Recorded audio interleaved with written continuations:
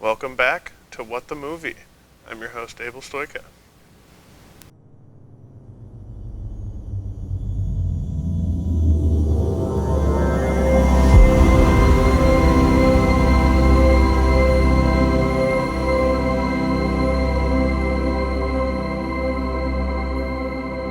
Over here on the couch to the left of me is Kimani, and over here on the other couch is Thomas and Evan.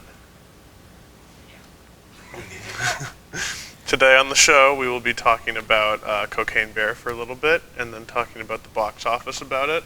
The only person on these two couches who has seen it so far is Evan. So, Evan, why don't you tell us how it was?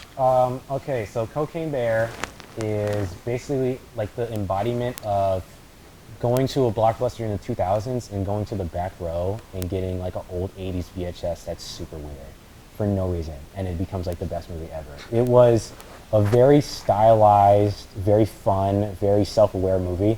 A lot of the humor worked. The audience I went with was very packed, maybe a little bit tipsy, but you know, it was very packed. Had a lot of fun with it. It's not too long. The first act to a lot of people was a little bit too slow, but I thought that, you know, I thought it was interesting how they did the introductions and how every character was introduced. Like, everybody plays like an 80s stereotype, but the material that they worked with was very funny. And then the visual effects on the bear looked pretty great. And if I can think of anything without spoiling anything, this is the final movie of Ray Liotta's career, and I think ending it with a very fun movie was very, very interesting. That was cool. So I loved it. I absolutely loved it. It's one of my favorites of the year. Awesome.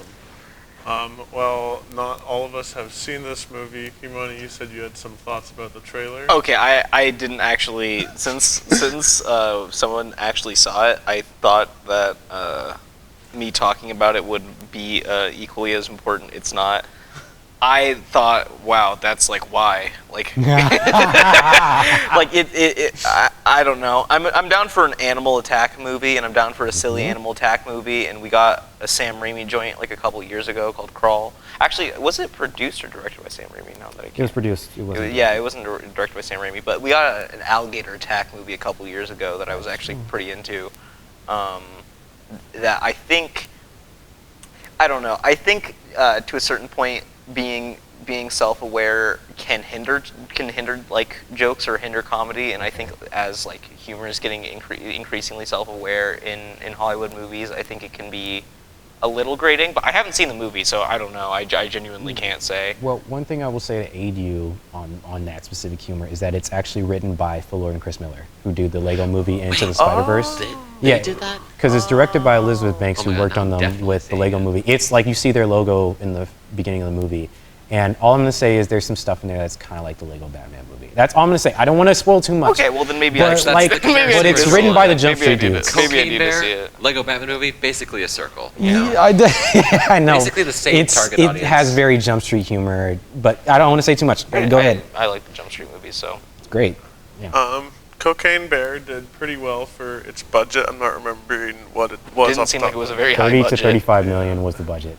Oh, okay. Yeah. It's 35 million? Yep, 30, Oh, 35 okay. million. Mhm. It made $23 million, but it was not enough to dethrone Ant-Man from having the number one movie this weekend. Unfortunately, it did have a 70% drop. Yeah, it's which the is- worst one. Yeah, the worst drop for any of the Marvel movies. I think is it the... What's the second worst? It's the first worst is Love and Thunder. Oh, Oh, Really? Yeah, it's But, I mean- because after COVID, pretty much every movie has had at least a 50% drop, with some exceptions like Avatar 2 and like Puss in Boots and stuff like that. Bangers. Yeah. Yes, good movie. But after COVID, there's just been like a consistent like 50% weekend drop, and so Love and Thunder and Quantumania had like 60 and 70% drops. So it was like it was kind of a weird thing of probably still would have had a pretty big drop, but it was made the worst in history, worst in Marvel's history by that factor of COVID. But I thought that was interesting. So I don't know what my point is. Other than that. I think it's interesting that these especially after COVID, like you were saying, that these big event Marvel movies where like they're so big to an extent where it's like everybody who wants to be caught up with it has to see it the first weekend, and then spoilers get released everywhere if you're even like remotely interested, and then if you don't see it that first weekend, it's like, what's the point of even watching it at that point? Like just wait till it comes out on Disney Plus. Yeah, it'll be out on Disney Plus in like 2 months. Like I already know what's gonna happen. I can save like the $12 or whatever, which is a little disappointing that that's how the movie industry is nowadays. Yeah. But At least a part of it, yeah. Avatar 2 and Puss in Boots both have pretty strong holds. Riffing. Yeah, they have 25% and 22% in their like. How long has Puss in Boots been out for? It came out the week. It's like the late December release. It's been 2 months. Still in the top 5. It's about to make 500 million. I need to see it a second Worldwide? time. 500 million is going to be the goal. It's in like 450 something million right now. Is So that correct? Actually, we're definitely getting a Puss in Boots 3. and now that I hope so. Now that Gorgeous. now that we're talking about it, I actually didn't talk about it the last time that I was on, and we were talking about it like during the last box office discussion. Puss in Boots 2 is very good, folks. It's very good. It's this year's Into the Spider-Verse. Well, last year's technically. I mean, and This we're year- getting, this- and we're my getting, fault. and we're This getting year's Into the Spider-Verse this Spider-Verse. year. It's going to be Spider-Verse. Which I'm very much looking forward to. Puss in Boots was really good. I thought Antonio Banderas was actually very good. I'm usually against celebrity casting, but I think for animated films, but I think in general the celebrity casting was very good. I loved Florence Pugh as Goldilocks. John Mulaney. John Mulaney John killed Mulaney it. was He incredible. did John Mulaney voice, like he did John Mulaney stand-up voice, but like he killed it. It was a good movie. It was really succinct. It did not overstay its welcome at all. I was actually shocked by like the time that it was over. I was like, oh, it's over. That's it. That's the movie. And not in a bad way. It was just like, oh, now I get to leave. I don't have to sit around for. I don't have to sit around for another 10 minutes and like have some superfluous like wrap up thing. Like it's Dance party. Yeah. I honestly, that's the one thing it could have done is a DreamWorks dance party, a Shrek 2 Just like dance party. Just like 5 minutes of them like doing like I don't. None of us know TikTok dances, so I don't know. But yeah, Puss in Boots was very good. Moving on, we have the March release schedule. On this coming Friday is Creed 3, I believe. Evan, you saw that already. No, it's not out. It's not out. Yeah, didn't you go to a test screening of Creed 3? No. I went to an early screening of Cocaine Bear. I'm going to go to an early screening of Creed 3, which is on Thursday. Oh. And I think that's going to be the movie that people are going to actually like seeing Jonathan Majors in more than what he was in previously. So yeah, that one I'm excited for, and also Michael B. Jordan says he's using a lot of anime influences. So And he directed this. this is the first directing. This is That's the crazy. directorial debut. People said he killed it. So I'm scared for Creed 3. I mean, I'm not scared, like in the sense that like I think it's going to be bad or that it looks bad, but like because it's Michael B. Jordan's first time directing, and because I think the first 2 Creed movies were really strong, I think that there's a chance for the third one to kind of miss the mark. I think the premise is kind of a little silly, a little inherently funny. That What's the premise? well, world class like heavyweight champion Adonis Creed, or actually his name is Adonis, right? His name is it's Adonis. Mhm. Adonis Creed is being pursued by his childhood friend that was in prison for like 20 years or whatever, and the implication is that because his friend got like hard in prison, like he's like able to box like a world champion. So I mean that's a little funny, but honestly, I think because of how like shonen protagonist that whole premise is, and like how the whole vibe, it might be something really special. I don't know. I'm very excited to see it regardless, but yeah. exactly. It looks like fun. I like Jonathan Majors from. I don't know if anyone here has seen Defy Bloods. Yes, I have, dude, I have. I Spike Lee joint. Yes. Yeah. I thought he was like not who I was expecting to see kill it in there, but he was awesome. No, yeah, he was in the flashbacks, correct? Yeah. Yeah. Him and Chadwick Boseman. That was like one of his final performances, I believe. Yeah. So- I'm pretty sure that was Chadwick Boseman's last performance. That or Jetty in the Black. Was Ma Rainey was his last? Ma Rainey was the last one. Yeah. Except That was for really What good If. too. Oh, brother. jeez. Don't make me cry. Okay, what's the next one we got? All right. March 10th, we have 2 movies coming out that I felt like we should talk about. Scream 6 is one of them. Oh. I know Thomas over here is a big Scream person right now. Talk about it, bro. Yeah. And I know I'm alone in a lot of ways. I know a lot of people really don't like. I'm still holding my hands up. Still holding my hands up. I know a lot of people really don't like Scream 5. Yeah. But I don't know. There's not a Scream movie that I don't like, even though I'm not a huge fan of Scream 3. I still don't not like it. I like parts of it and overall. But I am nervous about this one, though, because it's the first one that doesn't have David Arquette in it, and it's the first one that doesn't have Nev Campbell. Neve Campbell, yeah, 'cause, the original there was- cast is starting to go away. so only Courtney Cox is left from She the ain't original got nothing else cast. to do. Yep. But I like, but like, but Kirby from the 4th movie is coming back, which it's only exciting to me. And then of course, Jenna Ortega is in it, and she's great. So I don't know. I think that it's kind of, even as someone who really does like the 5th one, it's kind of like an iffy. I'm interested to see what they do with it, because it is a new location and they're in New York and stuff. So I don't know. Can I say something about the New York Sure. location? I'm not going to trash too much, all right? But when I think about New York, Jason Takes Manhattan. Thank you. That's exactly what I was about to say. I'm like, they did that one you're time, right. and it's the worst one in the franchise. What do you mean? He boxed the fool's head off. He boxed his head off. What do you mean? They deserve you're that. so He hit true. him with the clean hook. But also, and his head came how down. would they That's actually utilize a good it? point. There's nothing really that creative I've seen from the trailer, other than like he dodged a shotgun bullet in that trailer that one time. Well, that's just what New Yorkers are like. Okay, bro, that's that. Yeah, no, it was just more of like, I just feel like the Scream franchise is starting to become like the parody now. You know what I mean? Like they have a parody of the Scream franchise in the movies. It's starting to become them. Even though Scream itself is supposed to be a parody of other slasher Yeah, it's a parody of a parody, then- but it's starting to become a little bit more of a SNL skit kind of parody, not like Yeah. a good parody. I'm just saying, like, I just feel like if this one becomes great, then I will be so happy to be wrong. I'm just telling you. We'll make a believer out of Evan. Yeah, if we talk about when we talk about it, I hope I get a dunce hat. You know what I mean? I just hope I'm the one. I'm just Has saying. there ever been like a movie that had the number 6 in it? Like, not counting like Return of the Jedi. But like even Return of the a Jedi. 6th movie. Fast and Furious. You know. Like, Yeah. has there ever been like a 6th movie where you're just like, damn, that was awesome? Like, I can't think of a 6th movie. What about Sharknado 6? Is that the 6th one? I don't think there's a 6th one of those. I was completely bullshit. I figured, but This may not be a 6th movie, but also coming out that weekend is 65 with Adam Driver. Oh, no, Nice. he's talking about Which that one. hilarious. Nice. I actually haven't heard of that. What's that about? Really? I think it's a sci-fi movie about Adam Driver getting teleported back I know. 65 million years. It's to produced by Sam dinosaurs. Raimi. It's a Sam. Oh, it's Sam Raimi joint? Well, it's technically is. It's produced by him, by his production company, but it's written by the writers of A Quiet Place. And it's a very, very interesting concept, but they shouldn't have revealed the dinosaur twist in the trailer. I'm just saying. I feel like the premise is kind of basic level, and it feels a little bit too Jurassic World-y.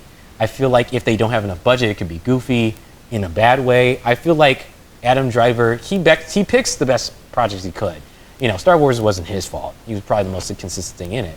But, I just feel like he's going to be good. Is the movie going to be good? You know what I mean? I feel like I kind of see what you mean about like them revealing this, because obviously I haven't seen the trailer. I literally heard about it for the first time just now.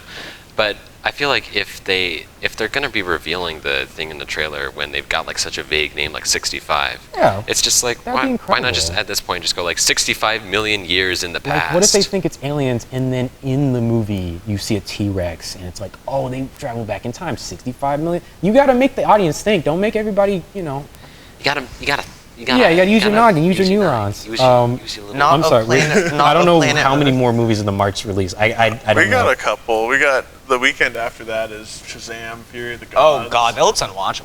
I'll be Are honest. you serious, bro? Oh, dang! I can't wait to talk about that one, man. I'm with that. I liked the first Shazam movie actually quite a bit, like way more than I expected to. I saw it like 2 or 3 times. Yeah. I actually really liked that movie.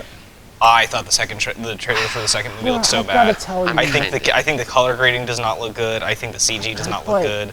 I don't think it looks funny. It doesn't. There's nothing about the premise that grabs me. It does not look good. I don't think Shazam needed a sequel. I think if they were going to do a sequel, they should have just. I think if they were going to do a sequel, they should have just started incorporating the stuff with Black Adam, but they didn't want to do that. Which I mean, like, for whoever's Dwayne Johnson didn't want to do that. whoever's decision that was. I know there was a lot of like production It was- stuff it was- that kind of went obviously, behind. yes, he wants to Like, make was it, blockbuster. you know, why that movie was like hard to get out and like why it's hard to make sequels or whatever. But I don't know. I don't think Shazam 2 is going to be very good, sadly. Plus, it's like the. Look, I gotta say, I'm sorry. I gotta say something because I did not know everybody was on the same. This might be another Love and Thunder situation where I'm on the other spectrum. Look, the reason why I'm super excited for this Yeah. is for one very biased reason. At least it ain't gonna be Quantumania. But number two, I think David S. Sandberg is a very, very good director.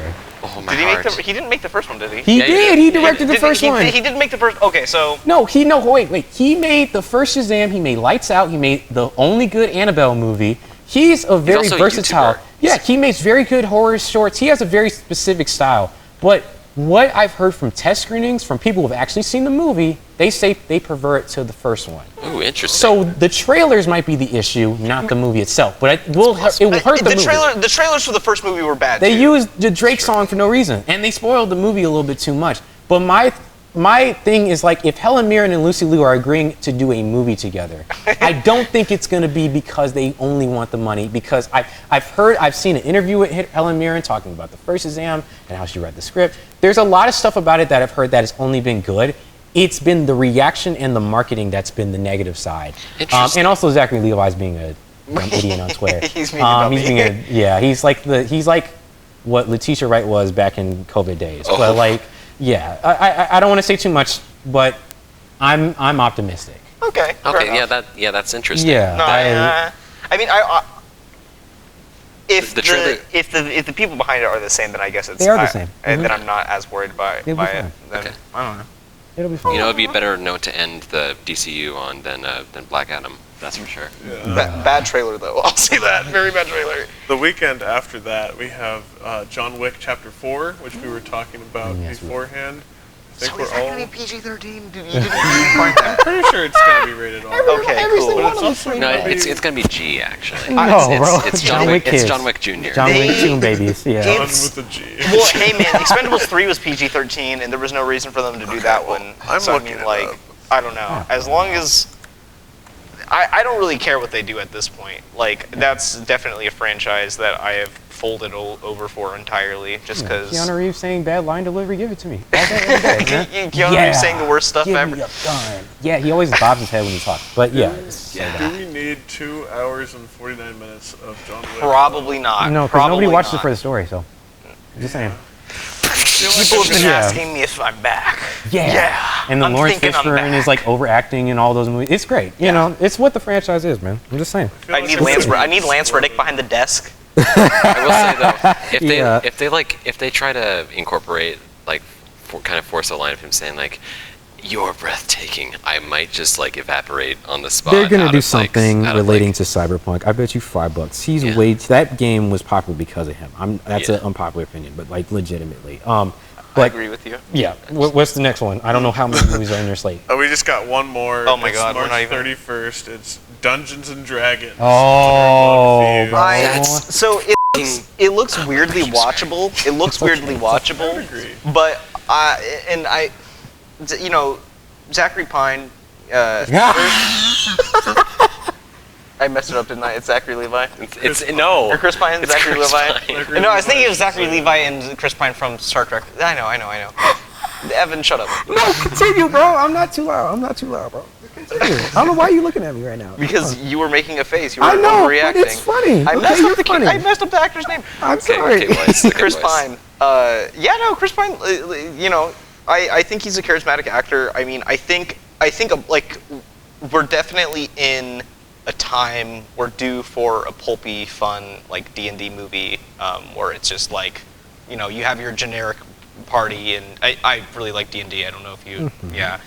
You have, you know, your generic party of like, you know, the charismatic bard or whatever, and they're going on a quest for artifacts and nonsense. You know, As someone who hates Dungeons and Dragons, it looks pretty good. So I didn't know you didn't like D&D. yeah, I've played it before, and it just wasn't my thing. Do you not like tabletop RPGs, or do you just not like D&D? I don't think I've played another one, so Oh, okay. I have no idea. But it looks like a fun movie. It looks like kind of like that Jumanji style realm of fun I liked those adventure movies. movie. I thought Yeah. I liked the Jumanji movies fine. Like the new ones. Yeah, at least. I I enjoyed think that I'm really excited for this solely because it feels like it's based off an actual D&D game, you know, like Yeah. based off of like what I've seen of it. I think that if The Legend of Vox Machina had not just like come out a couple of years ago, this probably I would have been a lot more excited for this because That- like Legends of Vox Machina is based off an actual D&D campaign. Yeah, and But- and it's featuring voice actors playing Right. characters that they played in a thing that they voice acted in. Yeah. But I'm excited for the concept of this. Yeah. Yeah, I'll say one thing because I never played it. I'm not into it too much. But there's two things that are making me interested in it. Number one, it's being directed by the directors of Game Night, which I love Game Night so much. It's so funny.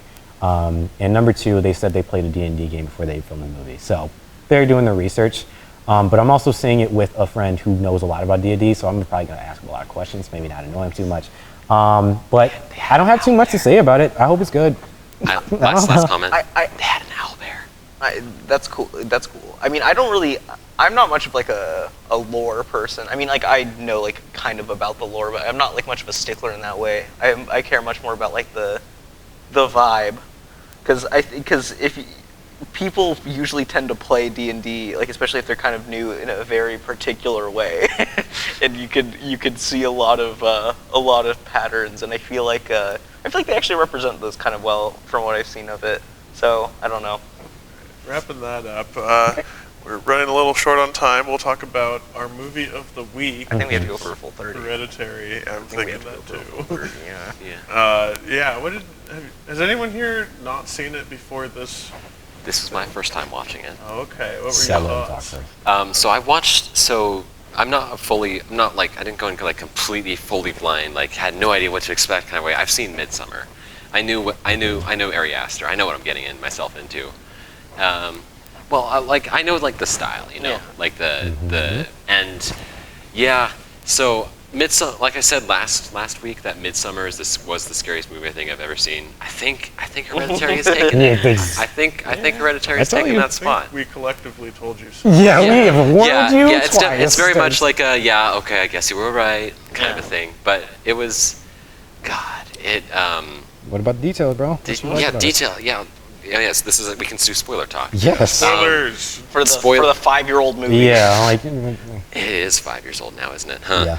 But God, I absolutely loved that this movie was like a bit of a slow burn. Yes. Because the first, like barring like a couple of major exceptions, it was very much like the first hour and a half was like family drama, and then all the wild supernatural stuff happens in like the last 30 minutes. It was a different experience than watching Midsummer for me, because when I watched Midsummer, I started tensing up during like the first like 5 minutes, and then I didn't untense until the movie was over. But with this one, I started out really relaxed, and then it got intense in the middle, and then it relaxed again, and then it got really intense at the end. So it came in waves, and so I kept thinking to myself like after something would happen and I was relaxed, like, oh wait, this isn't scary at all, and then something would happen and be like, oh yeah, okay, yeah, I get it now. Yeah. This is maybe like my 4th time watching this. Yeah. Something around I think there. it was my 3rd for this. I've seen it. I saw 5 times. I never saw a problem with this like at all, but this time I did. How the son takes he's like, I want to go to this party, so I'm going to tell my mom that I'm going to a school barbecue, and then she says, bring your 13-year-old sister, who is not very socially adjusted, like doesn't like And has an allergy.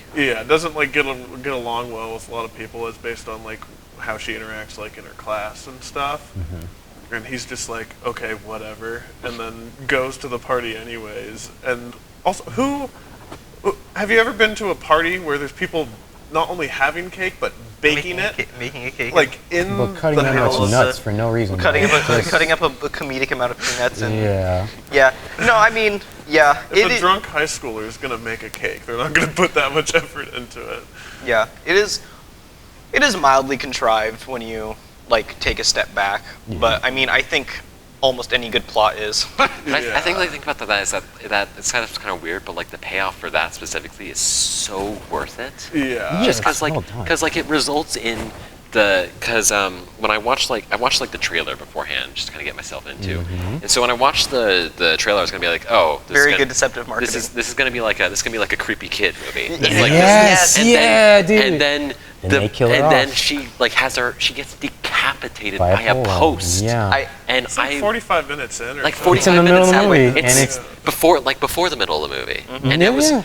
It's what kicks off the middle of the movie. Like Yeah. most stuff doesn't shock me in like I get surprised by stuff in movies, but like most stuff doesn't shock me like that did. The like acting from the brother was incredible because he couldn't look in the background. I'm like, that would be anybody in that situation. That's Is it- cinematography. Now- in Well, the that way shot. the shot travels to the Yes. rear view and then it comes back to Comes it. back to, I'm like, yeah. that's literally real. No, okay, I gotta reveal to you which is the scariest movie or the scariest scene I've seen in my entire life. Because I've never. the dinner scene. No, don't predict it. I'm gonna set it up. I'm gonna give you a little. But the scariest scene I've ever seen in my entire life, never been topped by any horror movie I've ever seen, revolves around a bedroom, but not just any bedroom, the bedroom corner. It is the shot. It's a lingering shot of the son just sitting on his bed. And I watched it in the theater, and I was thinking to myself, I was like, why are we sitting here for so long? But then, as the darkness starts to reveal in, and you just see the mom in the corner, and I let out the most primal scream in the theater because as a kid, there have been times where you put your coat on the hanger, or you have these little dark spots in your room, and you just look in that, and then some just start moving, and you're like, nah, I'm good. But that was that, but times 20, and then also she walks on air, and it's never explained. Have you But- seen Skinamarink by any chance? I talked to you about it beforehand. That whole movie's just about It's that. exactly what that Yeah. is. That's why it worked for me. But the thing about it, the reason why that one in particular works was because of the buildup of Toni Collette's character and her history. It's in the name, Hereditary. And the scariest part of the movie as well is not even any of the supernatural stuff. It's the dinner scene with her just freaking out, and there's so much like rage and hatred inside of her. It's a lot of amazing acting. And the movie wouldn't have been as good if the actors weren't good. And I think everybody did a great job. Even the kid was great in the little screen time stuff she has, but she's very pivotal for the movie. There's just a lot of elements that worked in its favor, and that's why I feel like it's my favorite horror movie of all time, because everything works. It's not goofy. You know what I mean? Even the younger brother from the Naked Brothers band. Yes! From the Yeah. Wolf Brothers, bro. Yes. I was Ari Aster. Because I watched this this is something I heard him say when I was like on my midsummer video binge a couple months ago when I watched that movie. But like he said once that horror is a lot more upsetting when you care about the people it's happening to, and so like the fact that the like. It can kind of sound like it can sound kind of random, like, oh, the first half's a family drama and then the last half's horror, but like that's what makes it work so well, you know? Because like these are all real people, and you see like all their hearts and desires, and then they're getting their heads cut off by piano wire or something. And the brother, And- there's many times with was it Alex Wolff or Nat Wolff? I think it was Alex Wolff. Okay, with Alex Wolff, he's great too, because there have been times, and there's times in the movie where, yeah, he's a teenager, he's grown up, but then he starts crying like a little kid sometimes. And that's like real. Like, you know what I mean? Everybody would retract He says back mommy to... at some point. Yeah, exactly. Like- He says it multiple times, and I'm like, that is realistic. And that makes it 10 times more scary. Like I'm actually watching something I'm not supposed to, you know? Yeah. It's great. The yeah. scary part of the movie is not watching the little girl get her head knocked off by a post. It's like watching her mom cry over her grave. Yes! Like It's that's just sound design. just yeah. about to say, yeah. Yeah, I mean, and that's the thing about Ari Aster movies is like I think he's able to encapsulate things about the human experience that are intrinsically scary. Traumatic Like experience. like death or loss or grief in general, just like things that you in general couldn't imagine happening to yourself, and making it like a reality. I really don't think there are any other movies like this one. No. I think it rewards multiple watches very heavily. Yes. I think once you realize the extent to which the whole thing was set up from the get-go and how inescapable the final events of the movie are, that makes it infinitely worse. You can't be like, oh, if it was me, it would be Your goose was cooked from the start. Yeah, like when you threw that book in that fire, I'm like, it was gonna happen anyway. It was literally main goose characters cooked. don't have any idea that anything is happening until That's the what last makes it even 20 more minutes. scary. Yeah, Just like, I mean, and the cinematography being at most of the time very voyeuristic, and like the dollhouse motif, it's so like spooky. the light. You know what I thought was the scariest shot in it, or what the scariest part in it was when the son is Peter. He's up in the attic. Yeah. And he like goes around. He sees like, oh wow, my grandma's corpse was here. That part. But then his mom starts knocking on the door really fast, and you're just like, oh wow, she's knocking really hard. Like it cuts down, and it's her head, and she's like banging her head against the door at like superhuman speed, and it's so creepy. I mean, it's so. We gotta wrap wrap it sorry, up. sorry. But I thought that was a good dive into Hereditary. We're gonna pick the movie now. Hope this isn't getting picked up too bad by the I swear to God, microphone. if it's my movie again. We're just The gonna movie for next week is There Will Be Blood. Oh! This was Cassidy's Dang. pick. She's not here today. But I've abandoned my child. She Dude, works I can't crew wait to most talk of the about time. I've abandoned my It's boy. a 2007 movie from Paul Thomas man. Anderson. So good. And so we watch get that white male acting. We get that. we get that Oscar yelling. We get that Daniel Day-Lewis. We get the best acting compilation. Yes. I'd love to see it. And then after that, it's like the Joaquin Phoenix and Joker like being like, you're awful, Murray. All right. You get what you deserve. Make sure to watch There Will Be Blood before next week's episode of What the Movie, and we'll see you back here then.